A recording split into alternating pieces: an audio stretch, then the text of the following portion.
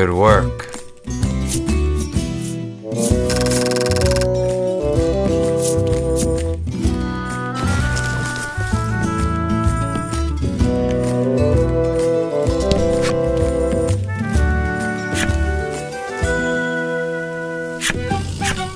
Are you ready to set sail for the cave?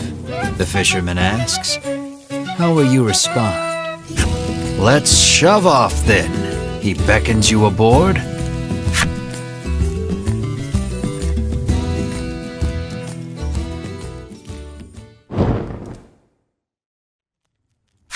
The Fellowship arrives at the mouth of a dank cave, its damp, rocky expanse threatening to swallow them.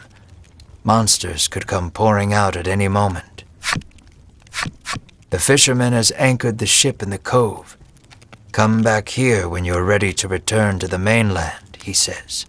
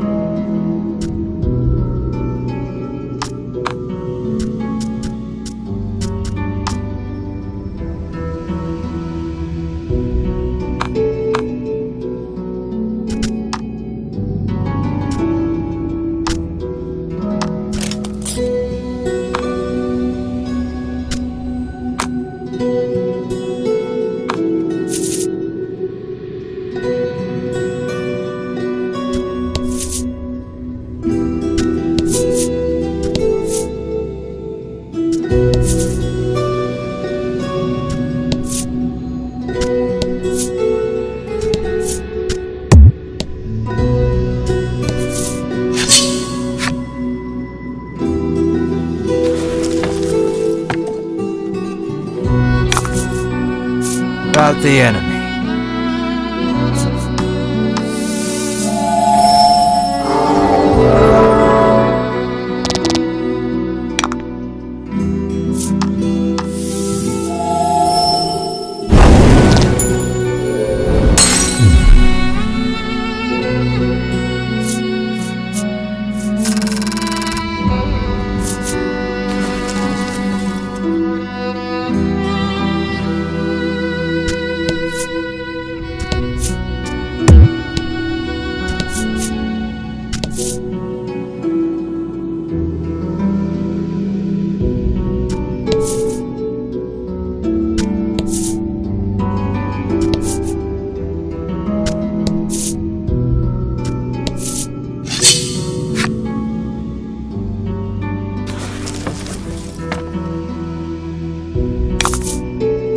And fight.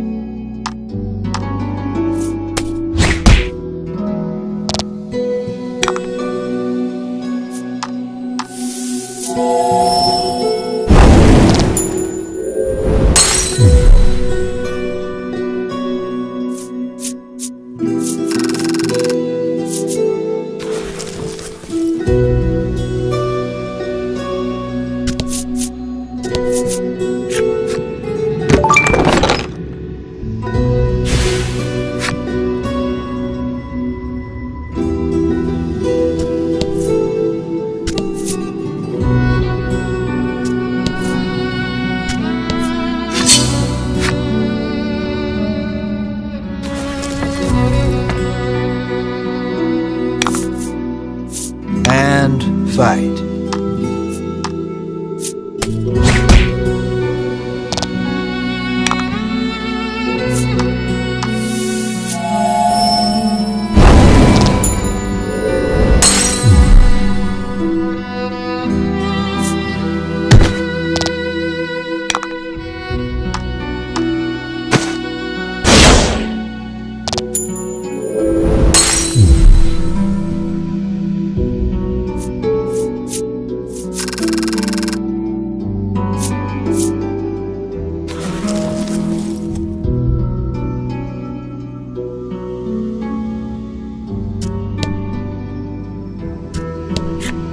The door before you is shut quite tightly. It appears to have a keyhole. The simple key may be of use here. The Fellowship slides the simple key into the keyhole and turns it. The lock opens with a thunk.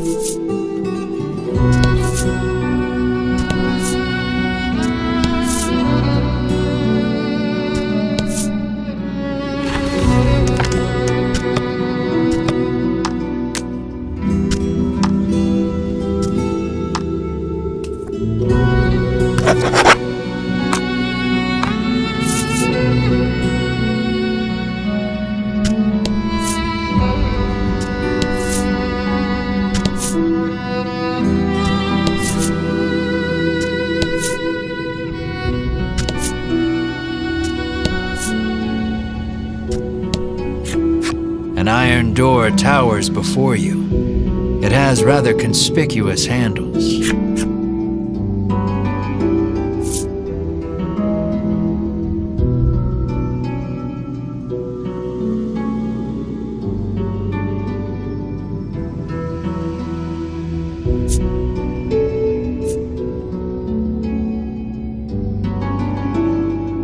Berwin pushes the massive handles against the door with all his might. It moves not an inch. Berwin gives the door a roundhouse kick out of pure frustration. As his foot connects, the door trundles to the side. So it was one of those sliding contraptions.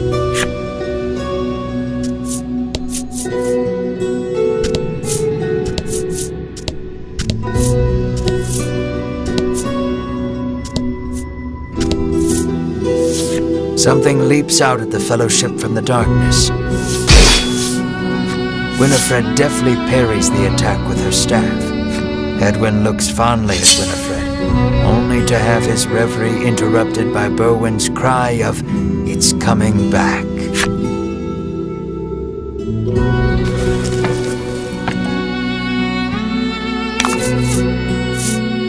Don't hold back.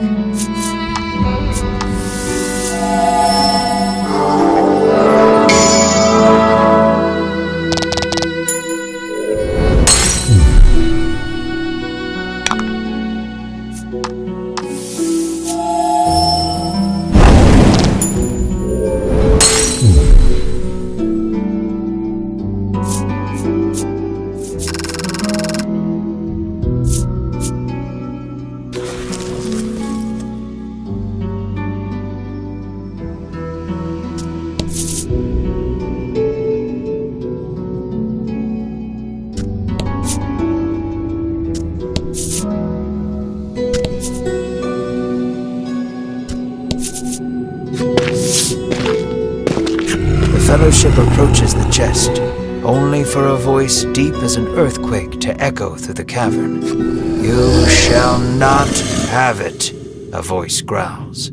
The Fellowship warily eyes their surroundings as several somethings leap out of the shadows.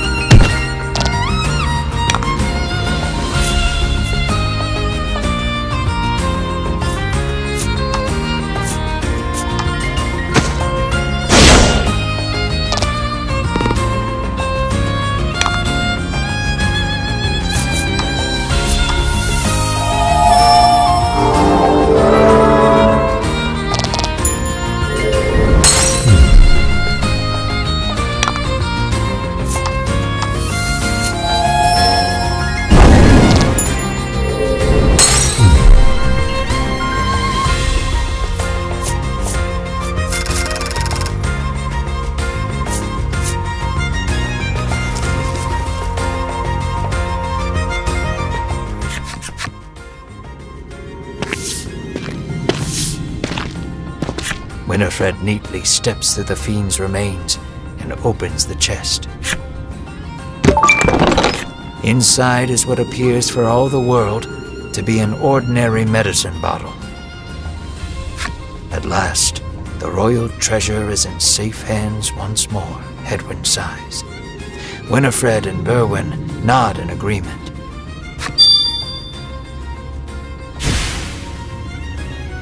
Treasure in hand, the Fellowship exit the cave, exulted.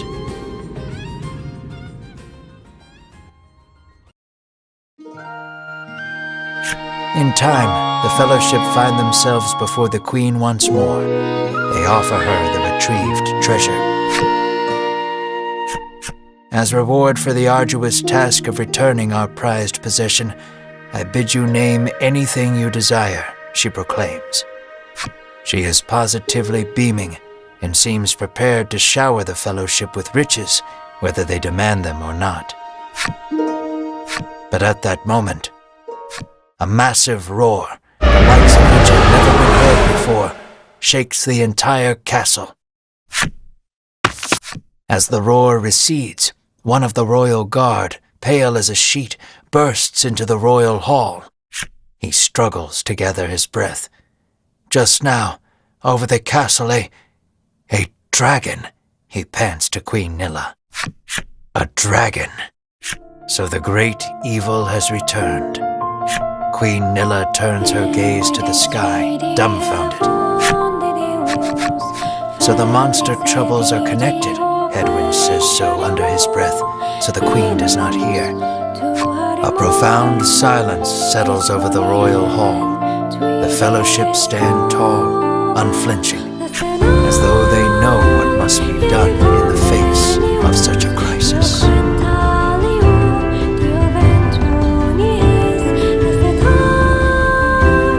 What will become of the land now that the dragon has returned? I'm afraid that will have to wait. We're all out of time for this portion of the adventure. Don't you worry. We'll continue the tale another time. I look forward to our next session. Until then, I bid you good day. Farewell, friend.